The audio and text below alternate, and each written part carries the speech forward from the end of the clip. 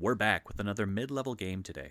I'm bringing Mishra, Artificer Prodigy, and my opponents are Runo Stromkirk, Strefan, Mara Progenitor, and... God damn it, who let Urza into mid? Well, I don't care what he said, he's obviously lying. and Urza, High Lord Artificer. Since I apparently have a disdain for the format I'm playing, here's what I'm not running. Any cards that have only been printed in Commander Precon, Commander Legends, Universes Beyond, reprints of said cards in promos, masters, or set boosters, or cards that mention the command zone. I play a Seat of the Synod and pass. Player 2 plays an Island and passes. Player 3 plays a Temple of Malice, scrying and sending it to the bottom. Player 4 plays Myriad Landscape and passes.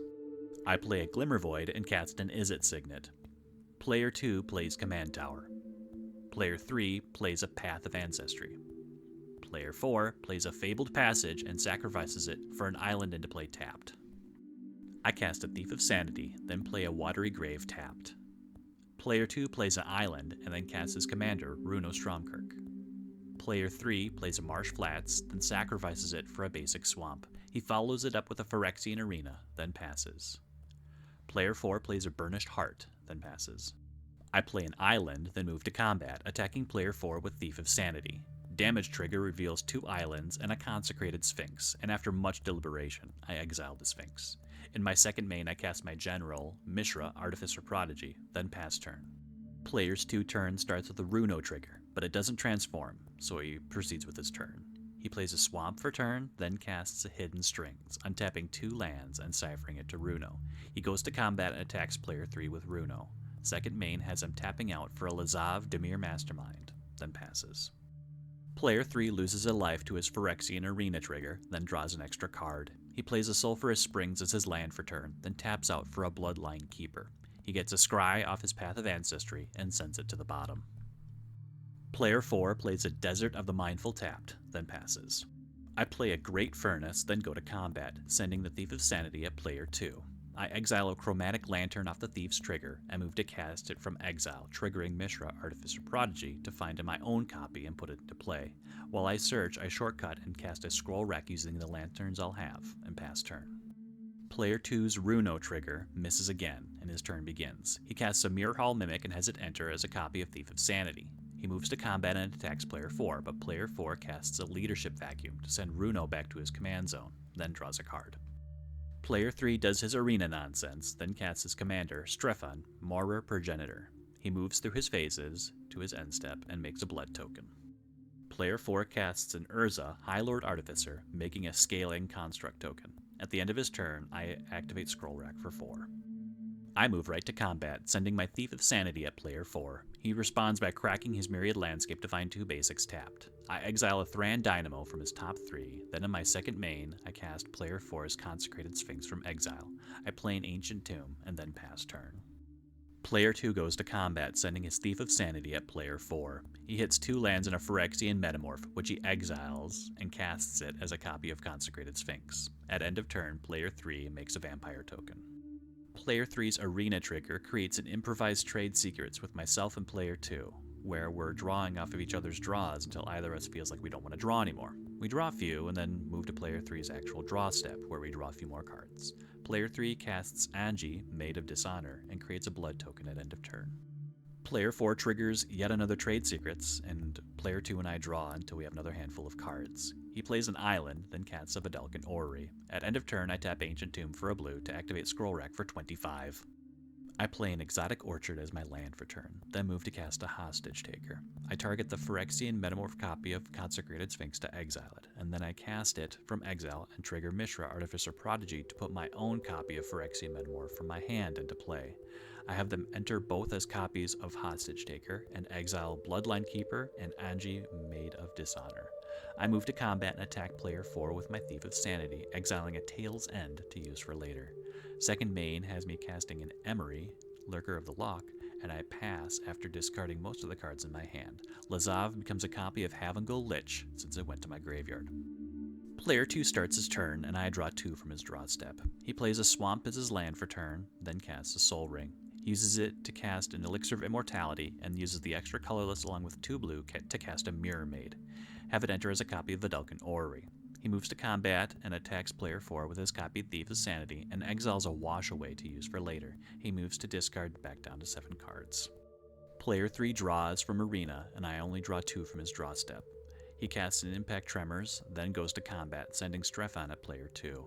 He uses attacking trigger to sacrifice 2 blood tokens to put a Champion of Dusk into play, attacking player 2 as well, doing 1 damage to all of us with the Impact Tremors, and drawing him 4 cards after losing 4 life. Second main has him casting a Scion of Opulence, and he passes. During his end step, player 4 flashes in a Master Transmuter, then casts a Thought Casts, and I draw 4 off of that. He cycles a Remote Isle, and I draw 2 off of his cycling. Player 4 plays a Darksteel Citadel, then casts a Soul Ring. He activates Master Transmuter to bounce his Darksteel Citadel and put a Wormcoil Engine into play. I play a Sulphur Falls as my land for turn. I cast an Archaeomancer to return Ghostly Flicker from my graveyard to my hand, and then I cast a Tribute Mage to find a Void Mirror, taking 2 damage to cast it off my Ancient Tomb. In response, player 4 activates Urza for a blind cast and reveals an Investigator's Journal, casting it for free. It enters with 9 suspect counters on it, and I move to combat, sending the Thief of Sanity at player 2. I exile a Dead Man's Chest with the trigger, and during my second main, I tap Emery to target my Talisman of Creativity, then cast it, passing afterwards. During the end step, player 2 casts Forever Young to put many, many creatures on the top of his library. Player 2 starts with a Swamp, and then passes turn, because he has a Vidalcan Orrery. Player 3 does his Arena trigger, drawing an extra card and losing a life before his draw step. He plays a Prismatic Vista as his land return, then casts a Crossway Troublemakers, dealing 1 damage to each of his opponents due to Impact Tremors. He cracks a Vista for a Swamp, then moves to combat, attacking player 4 with a Vampire token.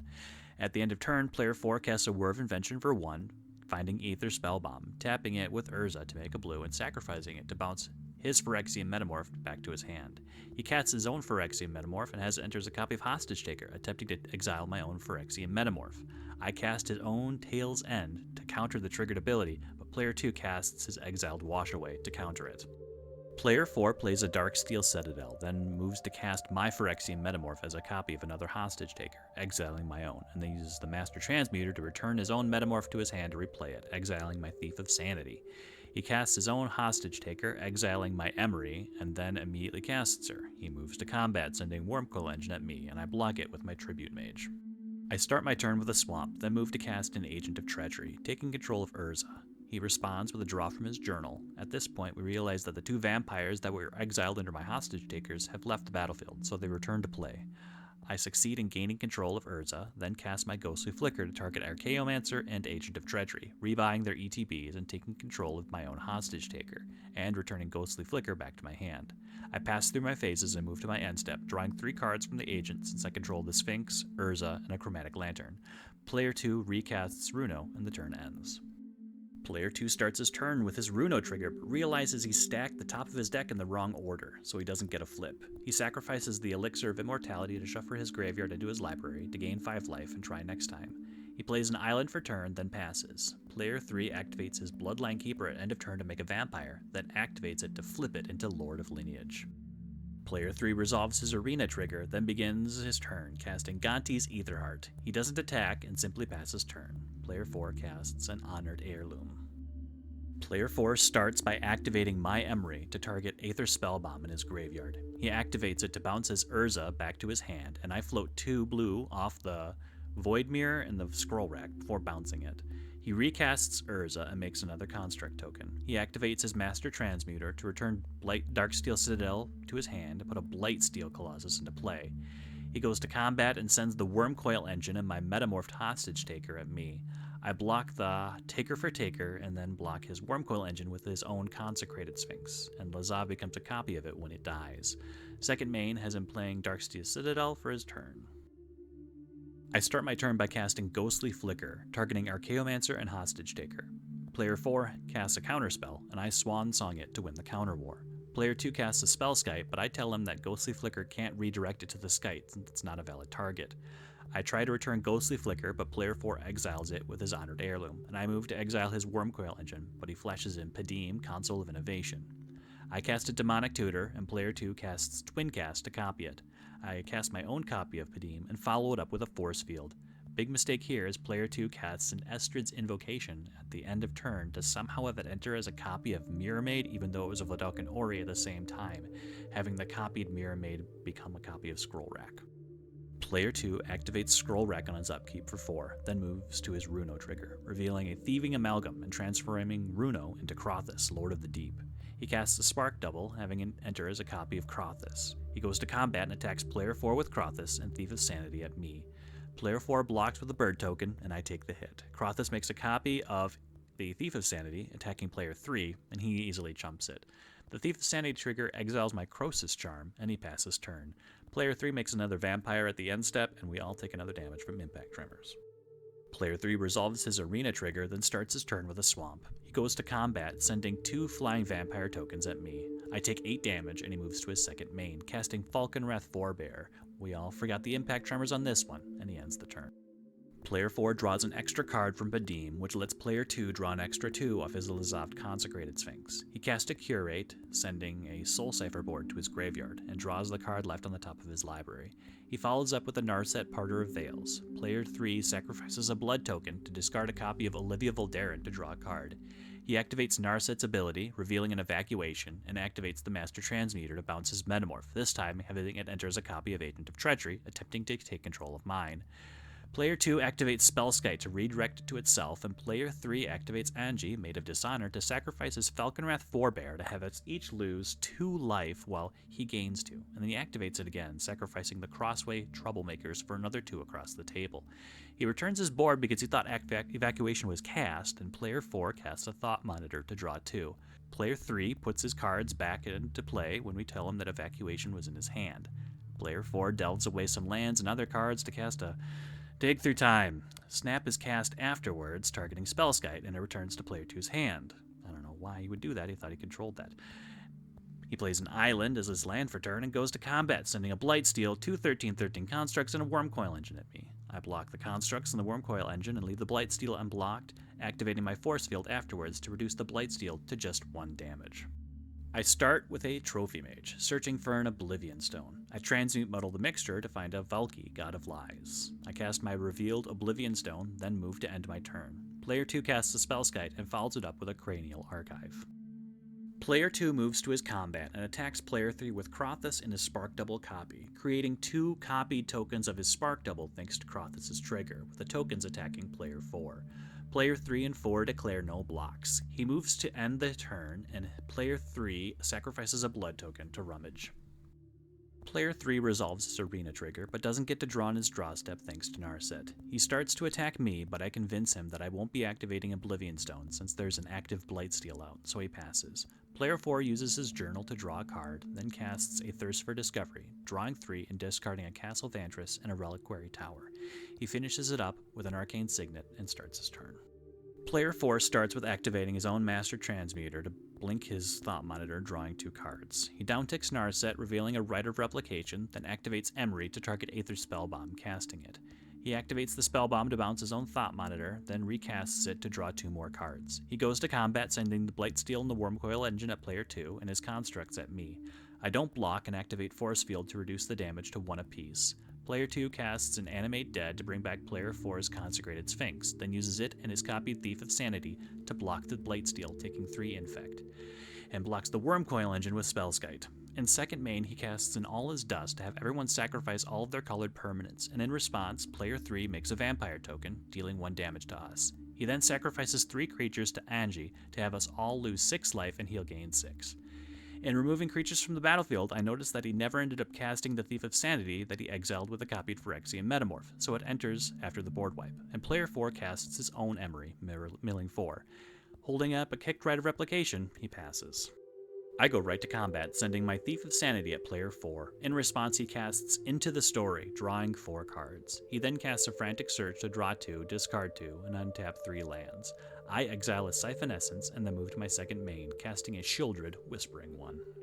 Player 2 casts a Forever Young to try and set up a blocker, then recasts Runo. He casts a Beacon of Unrest, reanimating Consecrated Sphinx again. He moves to end step, and Player 3 sacrifices 2 blood tokens to Rummage twice. Player 3 does his Arena trigger, and then Player 2 draws an extra 4 cards for the Sphinx. He casts a Herald's Horn, naming Vampire. He then casts Bloodline Necromancer, and when it resolves, reanimates Angie, Maid of Dishonor. He moves to pass turn, and Player 4 flashes in a Clever Impersonator, and in response, Player 3 catches in Gonti's Aetherheart to take an extra turn. I cast a Mana Drain to counter the Clever Impersonator, and Player 3 takes his extra turn. He sacrifices 2 blood tokens to Angie for us to all lose 4 life while he gains 4, and I get bumped out of the game. Player 3 starts by casting a Bolas's Citadel, then casts a Malakir Blood Witch off the top to have each of his opponents lose 3 and he gains 6. He plays an Ancient Tomb off the top as his land for turn, then casts a Pact of the Serpent, choosing Vampire and drawing 3 cards after losing 3 life. He cashes in 6 treasures to cast Olivia, Crimson Bride, then casts Blood Tracker. He moves to combat and sends Olivia and the Blood Tracker at player 2, and Angie, the Blood Witch, and the Blood Tracker and the Bloodline Necromancer at player 4. Olivia's on-attack trigger reveals herself, bringing Olivia Valdarin into play tapped and attacking player 2. Player 2 blocks the Crimson Bride with Consecrated Sphinx, and player 3 sacrifices her on her wedding day to Angie, dealing another 2 damage to his opponents. In second main, he activates Angie twice to sacrifice the Blood Tracker and the Malakir Blood Witch, dealing 4 damage to his opponents. Finally, he finishes the game by sacrificing all of his creatures and blood tokens to Bolas's Citadel to have his opponents lose 10 life, finishing the game and earning himself a win.